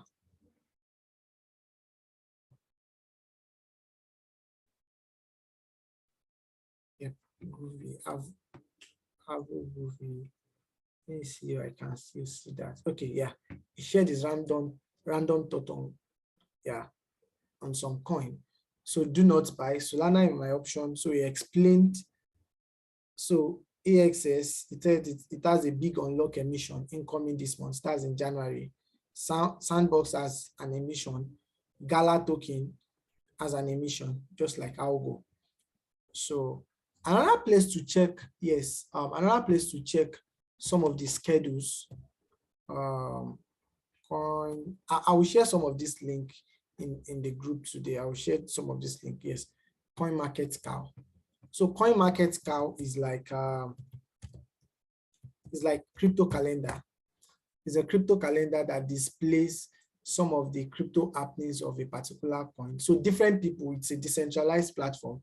So different people placed Coin Markets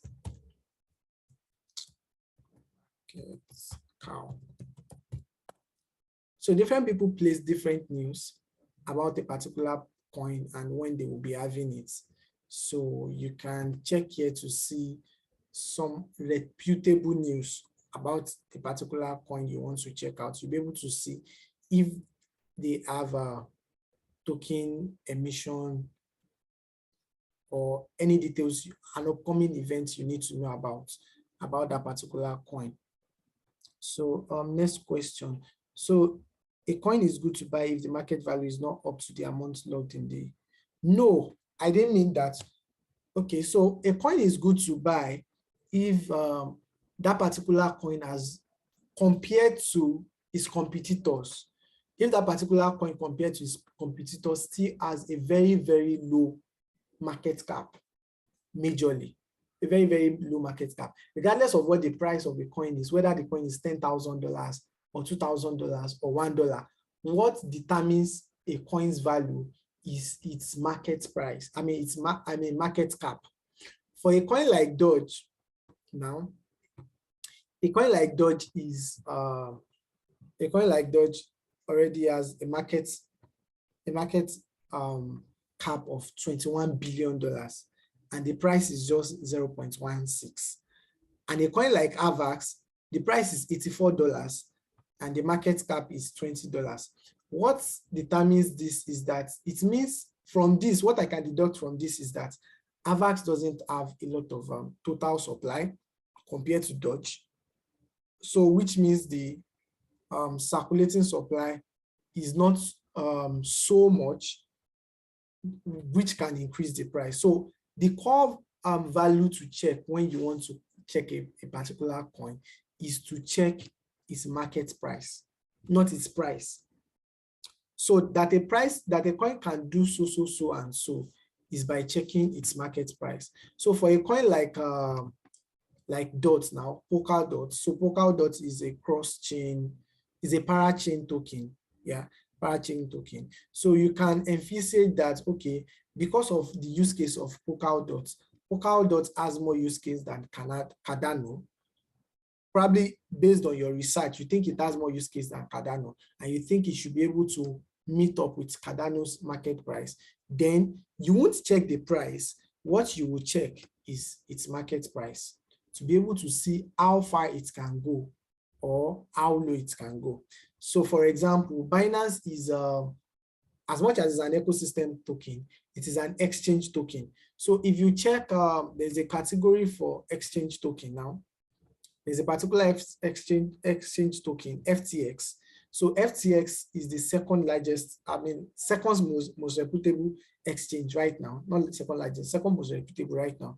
And FTX is sitting at just 6 billion market cap, which means there's a room for FTM to grow to, if not BNB's market price, at least half of BNB's market price. So if it's going to at least half of BNB's market price, that's a 30 billion market valuation. It's FTS currently standing at 6 billion, which means it has a room to grow to at least, what this market price just shows is that it has a room to grow to that price. It doesn't mean that it will get there. It doesn't mean that it's going to get there immediately, but it has a room to grow to that price.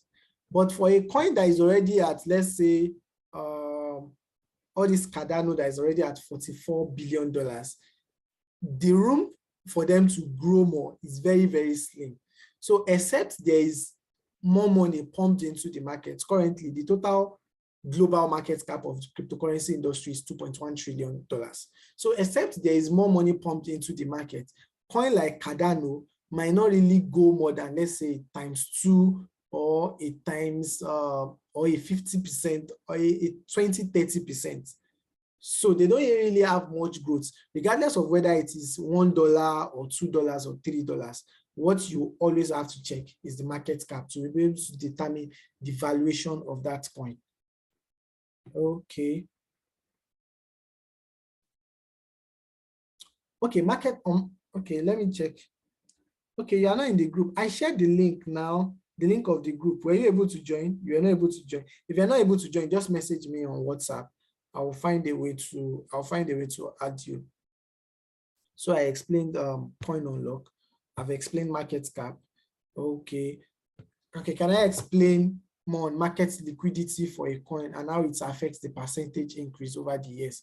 So market liquidity of the coin, market liquidity basically is just how liquid the volume of the coin at that particular point in time. It just shows the transaction that is happening. It shows that people are transacting this particular coin at this particular point in time. So right now in the market, the coin with the highest 24 hours volume is Theta. So basically what the liquidity is about is the volume of the coin.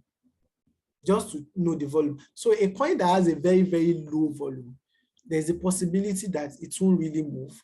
Or if it moves, if it really pumps if there's a pump with a very, very low volume, there's a possibility that it's going to dump easily because the volume of transaction is very, very low. So let's say, for example, a coin that has a market price, a very, very small market cap now, and then a little money is pumped into that coin. You see the coin comes up, it will show a very, very high percent. But because the coin has a very, very low, like very, very low trading volume. So for example, this particular coin now, Radix, it has a very, very low trading volume. It shows that a lot of people are not trading that particular coin like that. So liquidity of a coin just has to do with the volume of that coin on exchange. That's all.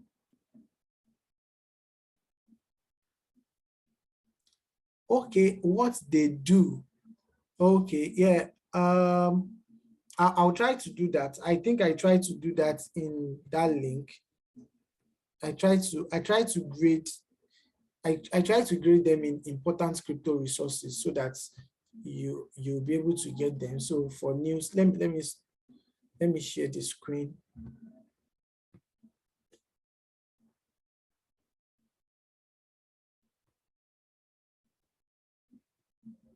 So I've graded them. I'll still add more. I'll still add more. This particular link, I'm able to add as much as possible article. Over time, I'll be able to add as much as possible article as time goes on. So trading and research, I've been able to add a lot of details of what you need. Trading and research, if you want to learn more about cryptocurrency. Yes, and another thing that is very, very important, if you want to do a research, I forgot to add that there's a particular site that has already created some of this research for you. That is Binance Research. So Binance Academy is for you to know what certain tools are for on Binance. But Binance Research, I'll share that now. Binance Research coming. Okay, so Binance Research, that is let me copy the link.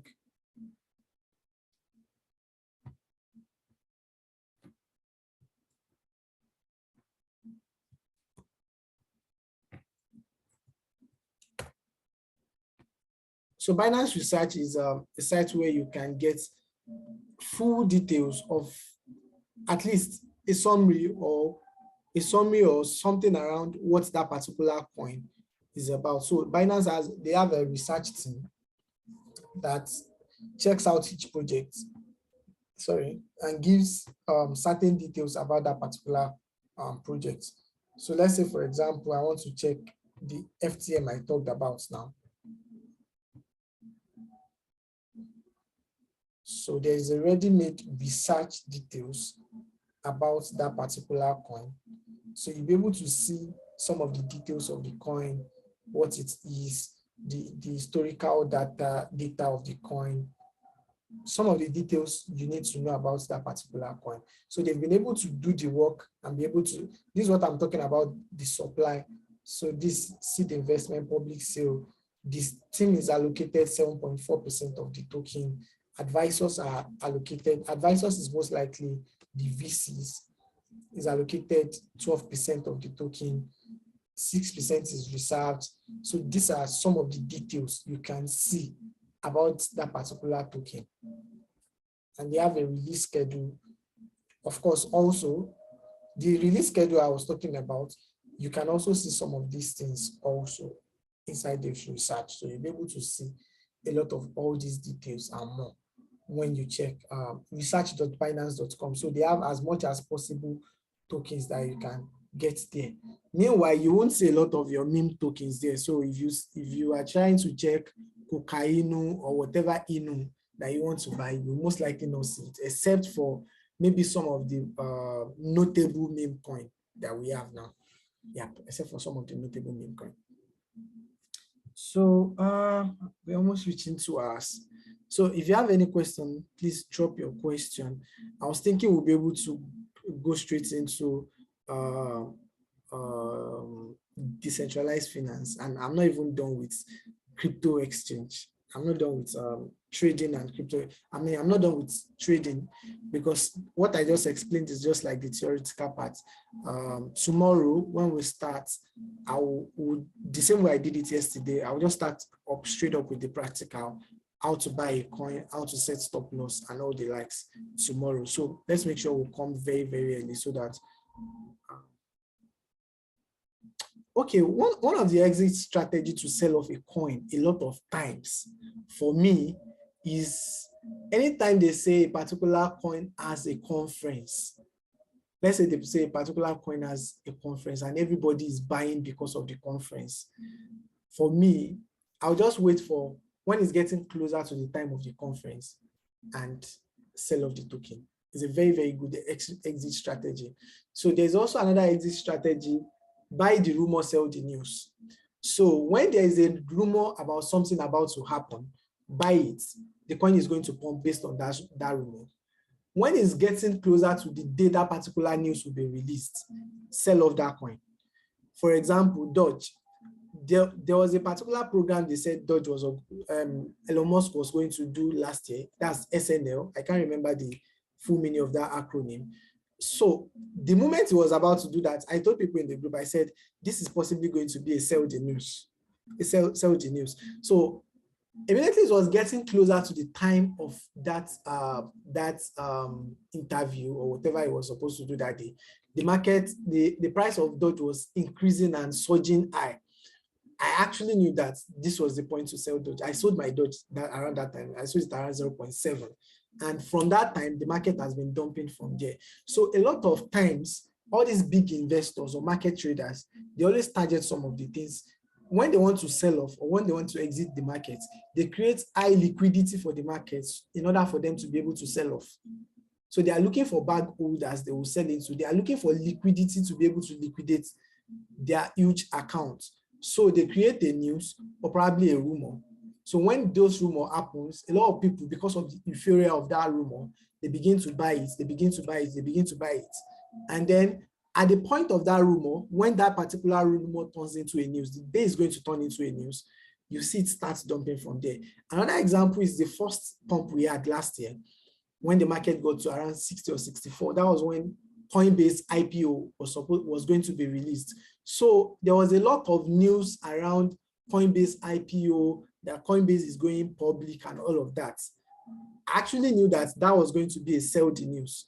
And the particular day Coinbase IPO got public and was trading on the stock market, it was the day that marked the top of the market at that point in time.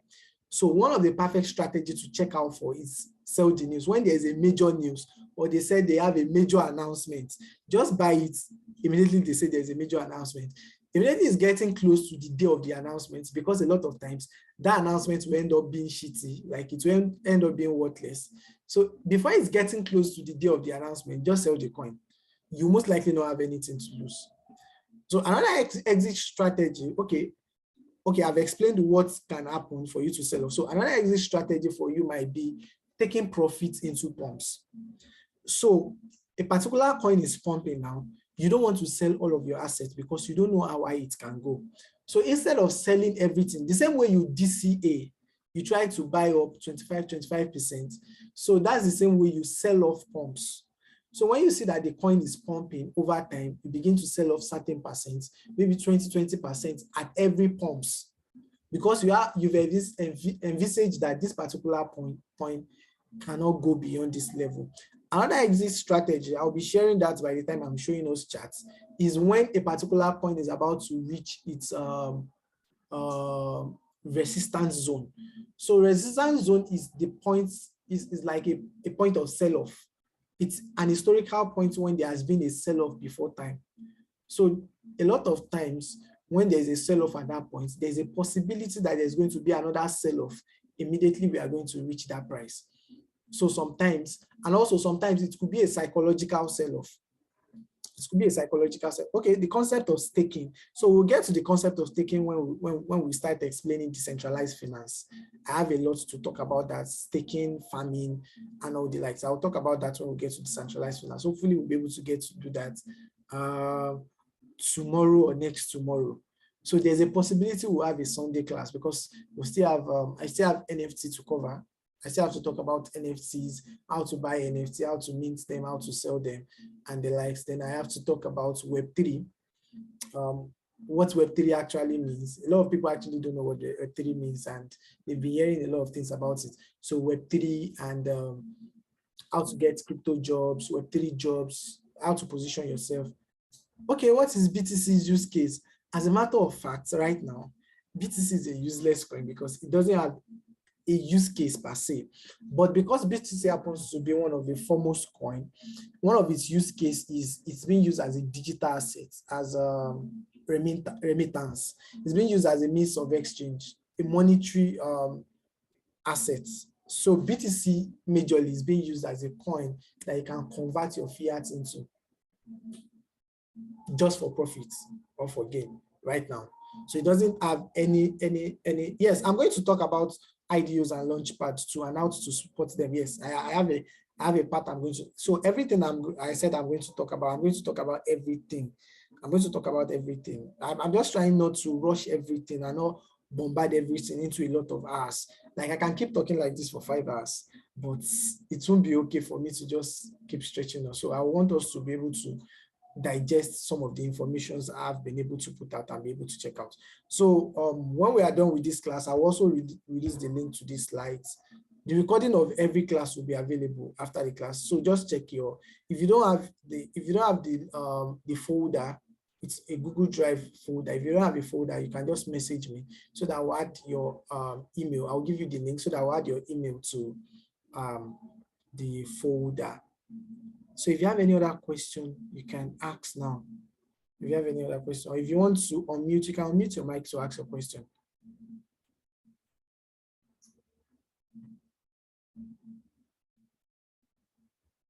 Anyone with any questions, please?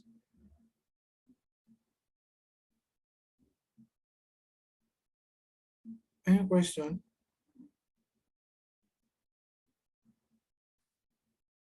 Okay, how do you know a strong community? So you know a community basically, before now, one of those ways you used to know community is the number, like you know the number, but all those things are actually not a metrics again per se, because a lot of people now buy followers, a lot of people now put bots into their community.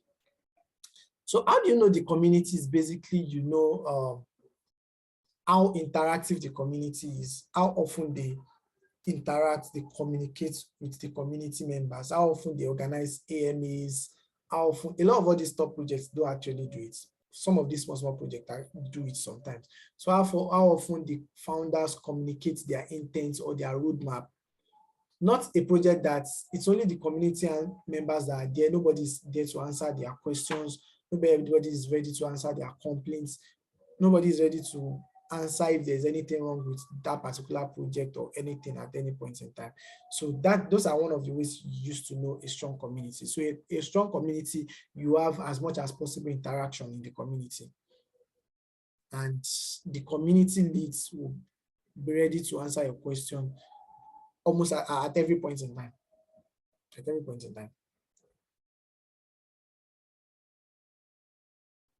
So, any other question?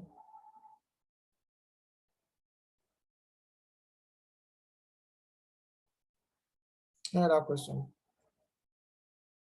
So if you have not done this, make sure you open your Binance account, create your Binance account, FTX account. If you don't have an FTX account, you can reach me to get a link, an FTX link. Create Binance account, FTX account. Make sure you have your wallet, like you have your personal wallet address yourself that you can send.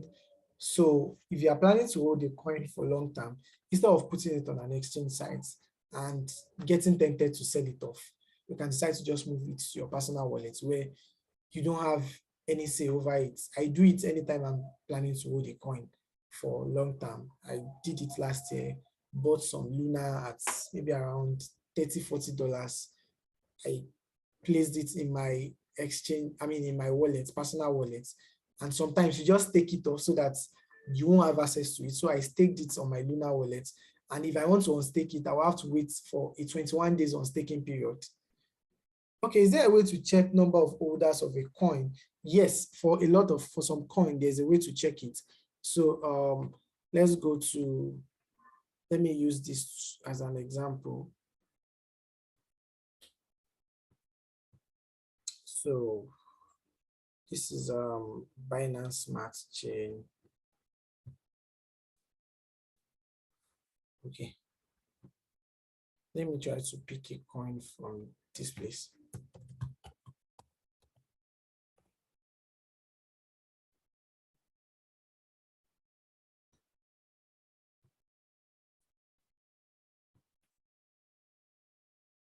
So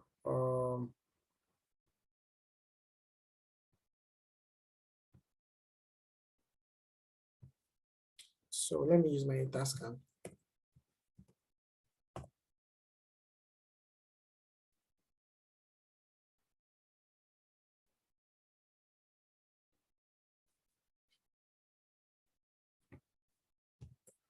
So when you want to check the holder of a coin, you search for the coin's smart contracts.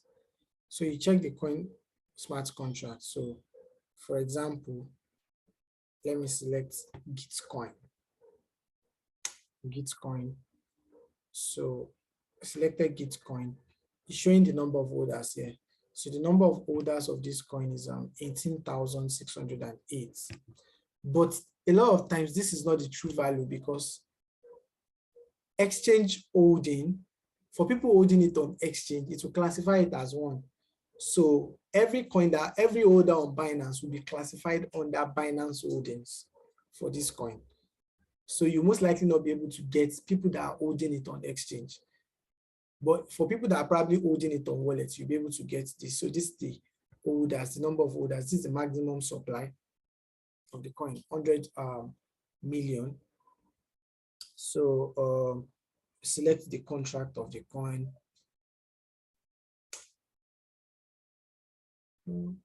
Okay. You select the particular coin, Bitcoin, sorry. Yeah, so when you select the particular coin, these are the transfers that happen on that coin over time, on-chain transaction that has happened. So you go to holders. So on holders, you'll be able to see what the percentage looks like.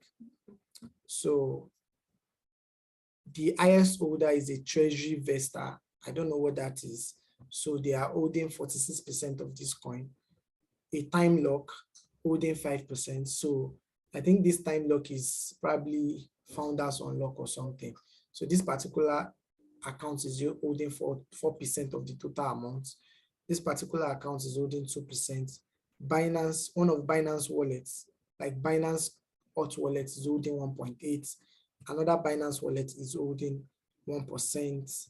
So this is how you are able to check the holders of the coin. This is top 1,000 of the coin.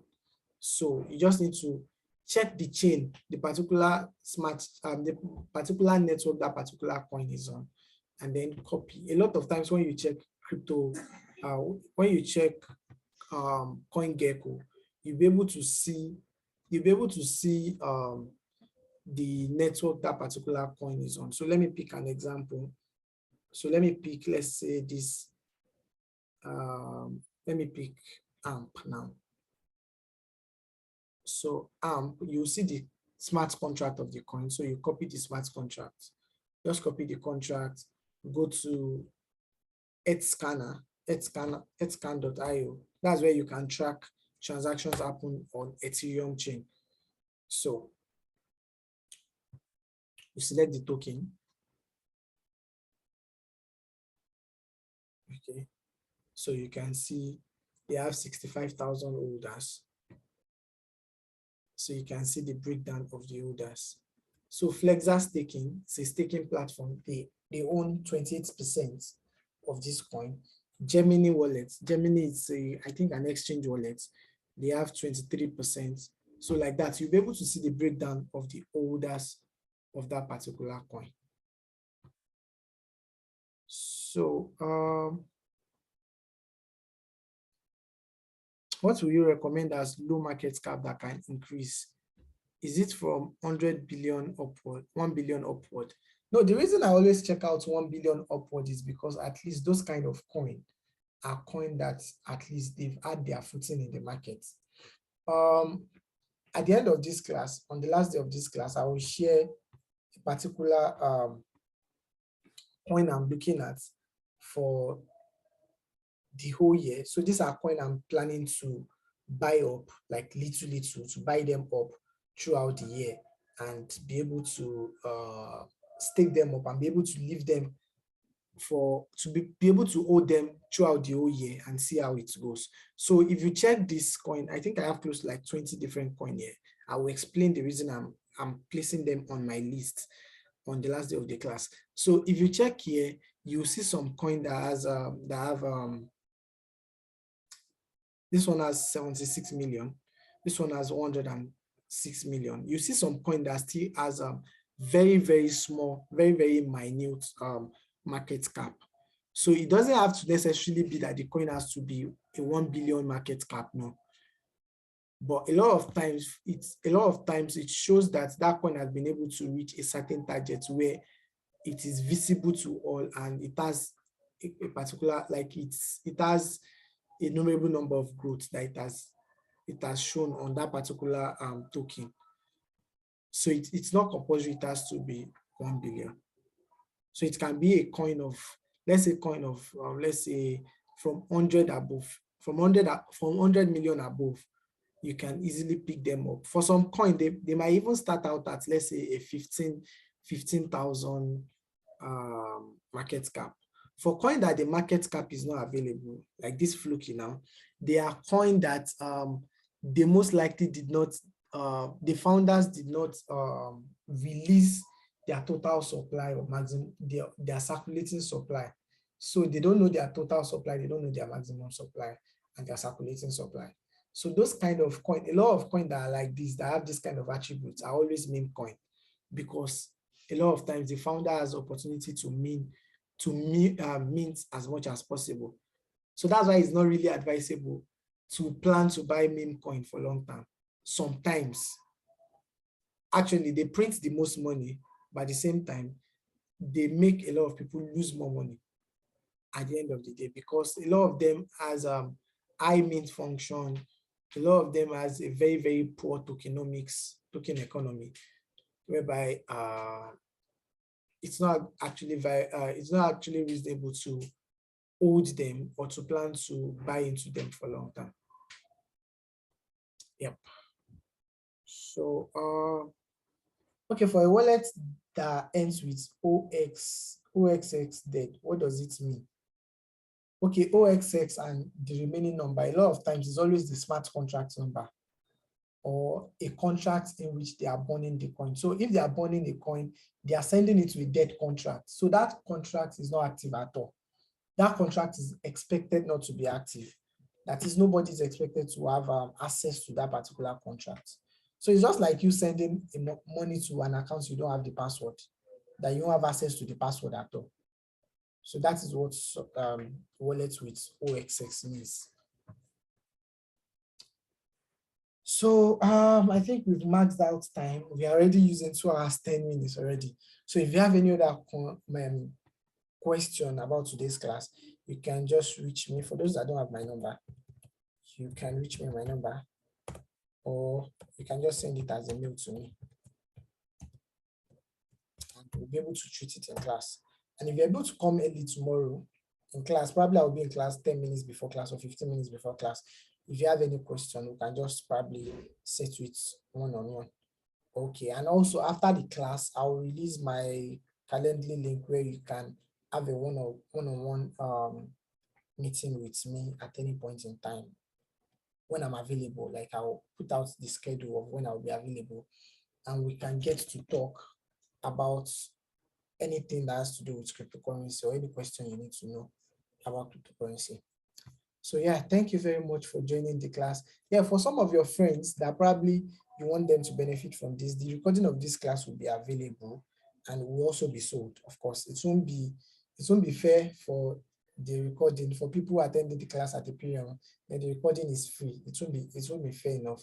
So for any one of them, you can tell them to reach me. We'll be able to discuss on that. So yeah, thank you very much for joining today's class.